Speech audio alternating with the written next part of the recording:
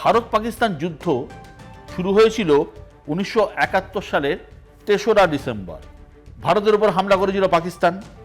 তার ঠিক দুদিন পরেই, সংবাদপত্রের কথা বলছি, 5ই ডিসেম্বর সম্ভবত খবর কাগজে বেরোলো পশ্চিম পাকিস্তানের 8টি এয়ারবেসে বোমা ফেলেছে ভারতের বায়ুসেনা, গুঁড়িয়ে দিয়েছে সেখানে রাখা ফাইটার জেট, যুদ্ধের সরঞ্জাম। এছাড়াও স্থলপথে হামলার প্রস্তুতি নেওয়া যে ট্যাঙ্কগুলো আসার চেষ্টা করছিল সেগুলোও বোমা ফেলে গুঁড়িয়ে দেওয়া হয়েছে। ভারতীয় বিমান হানা দিয়েছিল চট্টগ্রাম, কক্সবাজার।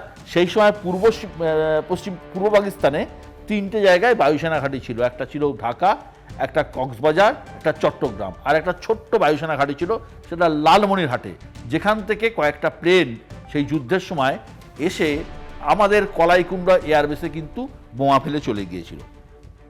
তো সেই সময় এই কর্মকাণ্ড চালাতে একদিনে ভারতের নাকি 11টি যুদ্ধবিমান ধ্বংস হয়ে গিয়েছিল। সে সময় প্রতিরক্ষা সচিব যিনি ছিলেন তিনি বলেছিলেন এই ক্ষতি মডারেট বা মাঝারি মাপের। দিনের আলোয় ভারতীয় বায়ুসেনাকে হামলা চালাতে হয়েছিল বলে এই ধরনের ক্ষয়ক্ষতি হতেই পারে। তাই আমাদের এখন যে chief of defence staff Anil Chauhan, তিনি যেটা বলেছেন যে কটা যুদ্ধবিমান ধ্বংস হয়েছে, তার থেকে বড় বিষয় যে কেন হয়েছে। এবার আসবো আমরা সেই আলোচনায়। আধুনিক যুদ্ধে আকাশে যার আধিপত্য বেশি, তার জয়ের সম্ভাবনাও তত বেশি। আমরা দেখতেও পাচ্ছি যে রাশিয়া ইউক্রেন থেকে শুরু করে ইসরায়েল প্যালেস্তাইনের ক্ষেত্রে যা হচ্ছে, প্রধানত ড্রোন অ্যাটাক, এবং ড্রোনের পরে হচ্ছে মিসাইল অ্যাটাক, ক্ষেপণাস্ত্র হানা।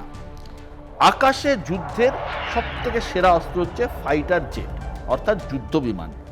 অত্যন্ত কৌশলী, আধুনিক এবং দামি, হাইলি এফিশিয়েন্ট অ্যান্ড এক্সপেন্সিভ। এবার প্রশ্ন হলো, ফাইটার জেট তো সবার কাছেই আছে, প্রত্যেকটা দেশের কাছে তাদের নিজস্ব সামর্থ্য অনুযায়ী ফাইটার জেট আছে। আমেরিকা, ভারত, পাকিস্তান, এমনকি বাংলাদেশের মতো দেশের কাছেও আছে। কিন্তু কার কাছে কতটা কোয়ালিটির আছে, এখানেই হচ্ছে বড় প্রশ্ন।